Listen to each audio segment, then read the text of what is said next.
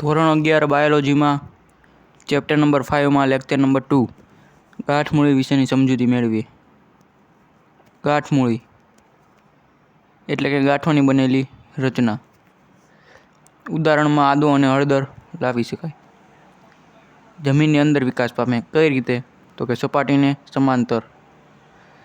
હવે આવી વનસ્પતિ છે તેના મૂળ આગુંતક પ્રકારના હોય અને પર્ણ સલ્કી પર્ણ જે બદામી અથવા ફોતરા જેવા દેખાય। પછી ત્રીજો પ્રકાર વજ્રકંદ। એના ઉદાહરણમાં સુરણ એટલે કે કેલોકેસિયા લઈ શકાય। ગાંઠોનું બનેલું સંધિનત સ્વરૂપ એક જ આંતરગાંઠ આવેલી હોય વજ્રકંદમાં। પછી પ્રકાશ સંશ્લેષણ પ્રકાંડ। રણ પ્રદેશમાં સૌથી મોટી સમસ્યા પાણીની અથવા તો પાણીની બાષ્પીભવન વખતે જે પાણીનો વ્યય થાય તે। યુકોબિએસી કુળ છે વનસ્પતિનું, તેમાં પાણીનો વ્યય અટકાવવા માટે અથવા બચાવવા માટે તેના પોતાના પર્ણો ખેરવી નાખે, પર્ણ કાંટામાં રૂપાંતરિત કરે અથવા તો પર્ણ લીલા ચપટા પહોળા પર્ણ જેવા દેખાય તેવા પ્રકાંડ પર્ણ સદૃશ પ્રકાંડ એની રચના કરે। ખોરાક સંગ્રહ અને પ્રજનન। રામબાણ અને કક્ષક।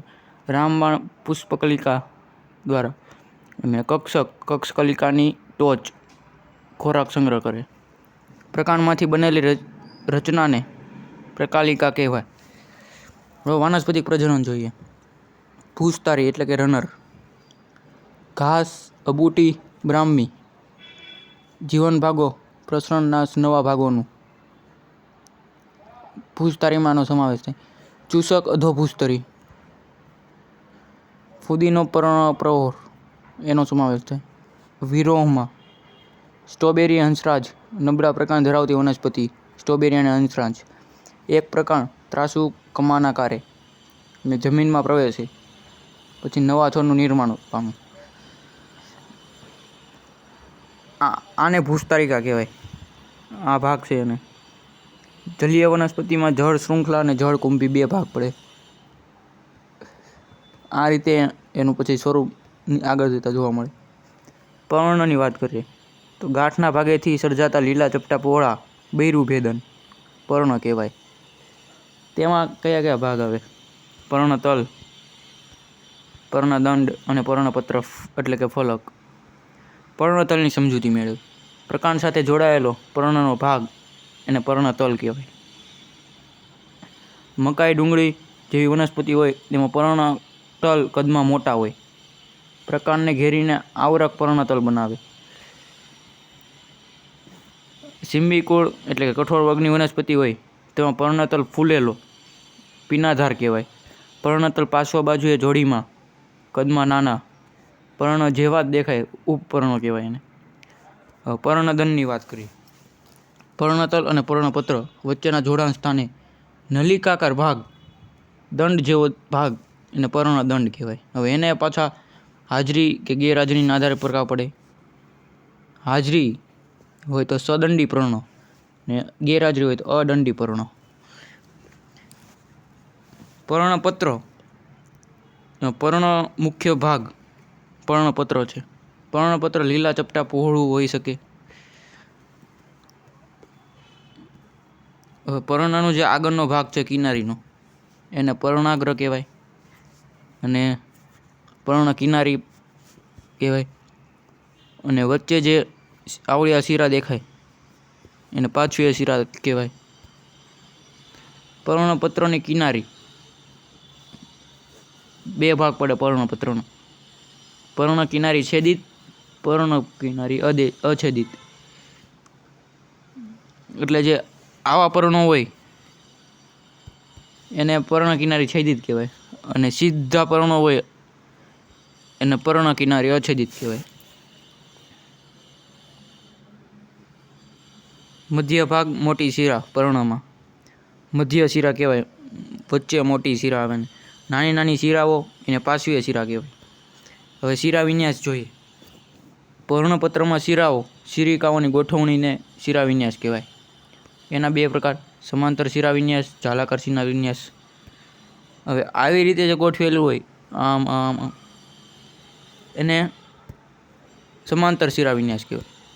અને આ જે નોર્મલી આપણે પાંદડા જોઈએ એ આવા હોય એને ઝાલાકાર શિરા વિન્યાસ કહેવાય. દ્વિદળીમાં સામાન્ય રીતે જોવા મળે ઝાલાકાર, અને સમાંતર શિરા વિન્યાસ એક દળીમાં જોવા મળે. આપણે શિરા વિન્યાસમાં બે પ્રકાર જોયા, સમાંતર, ઝાલાકાર. સમાંતરમાં બે પ્રકાર, એક શિરી, બહુશિરી. ઝાલાકારમાં પણ બે પ્રકાર, એક શિરી અને બહુશિરી. બહુશિરીમાં બંનેમાં બે પ્રકાર, અપસારી, અભિસારી. એ રીતે તે ઝાલાકારમાં પણ અપસારી, અભિસારી. પર્ણના પ્રકાર બે પ્રકાર છે, સાદા પર્ણ અને સંયુક્ત પર્ણ. સાદું પર્ણ કોને કહેવાય, સંયુક્ત પર્ણ કોને કહેવાય? પહેલાં આપણે સાદા પર્ણ જોઈ લઈએ. તો પર્ણ કિનારી છેદન પામેલી ન હોય, છેદન મધ્ય શિરા સુધી અડકેલું ન હોય, તેને સાદા પર્ણ કહેવાય. સંયુક્ત પર્ણ, પર્ણ કિનારી છેદિત હોય, મધ્ય શિરા સુધી અડેલું હોય અને સંયુક્ત પર્ણ કહેવાય. એમાં પણ બે પ્રકાર, પંજાકાર સંયુક્ત પર્ણ, પિચ્છાકાર સંયુક્ત પર્ણ. પંજાકાર સંયુક્ત પર્ણ એટલે પર્ણદંડની ટોચ ભાગે પર્ણિકા હોય. લીંબુ, બિલ્લી, સીમળો ઉદાહરણમાં આવી શકે. અને પિચ્છાકાર સંયુક્ત પર્ણ એટલે મધ્ય શિરા, પત્રાક્ષ, એટલે બંને પાર્શ્વ બાજુએ નાની નાની પર્ણિકાઓ આવેલી હોય. આવળ, બાવળ, લીમડો એના ઉદાહરણમાં આવી શકે. હવે પર્ણ વિન્યાસ, આગળ આપણે શિરા વિન્યાસ જોયો, હવે પર્ણ વિન્યાસ. પ્રકાંડ અથવા તેની શાખાઓ ઉપર પર્ણોની ગોઠવણીને પર્ણ વિન્યાસ કહેવાય. પર્ણ વિન્યાસના મુખ્યત્વે ત્રણ પ્રકાર પડે, એકાંતરિત, સમમુખ અને ભ્રમિરૂપ. એકાંતરિત કોને કહેવાય? તો એક ગાંઠના ભાગેથી એક પર્ણ ડાબી અને જમણી બાજુએ એકાંતરે, એટલે એના ઉદાહરણમાં જાસૂદરાય ને સૂર્યમુખી ને એ બધા આવી શકે. પછી સમ્મુખ પર્ણ કોને કહેવાય? તો એક ગાંઠના ભાગેથી બે પર્ણ ઉગે, સામે સામે હોય. સામે સામે. એમાં પણ બે પ્રકાર, સમ્મુખ આચ્છાદિત અને સમ્મુખ ચતુષ્ક. સમ્મુખ આચ્છાદિતમાં જામફળ વનસ્પતિ અને સમ્મુખ ચતુષ્કમાં આંકડો. આ રીતે તેનું વર્ગીકરણ કરેલું છે. પછી ભ્રમિરૂપ, એક ગાંઠના ભાગેથી ત્રણ પર્ણ કે તેથી વધારે ચક્રાકાર જેવી રચના હોય. લાલ કરણ ને સપ્તપર્ણી તેના ઉદાહરણ, આવી રચના હોય તેની. પછી આગળ ખોરાક સંગ્રહી પર્ણની વાત કરીએ તો ડુંગળી અને લસણ જેવી વનસ્પતિ મુક્ત પર્ણમાં આવે. સમકેન્દ્રીય પર્ણ, ડુંગળી સમકેન્દ્રીય, મુક્ત પર્ણ લસણ. પ્રકાંડ ચપટું બિંબ જેવા આકારનું હોય. પ્રકાંડ પાર્શ્વીય બાજુએ ખોરાક સંગ્રહ કરે. પર્ણપત્ર પ્રકાશ સંશ્લેષણ કરે. પર્ણતલના ભાગે ખોરાક સંગ્રહ કરે. માસલ અને દરદાળ હોય.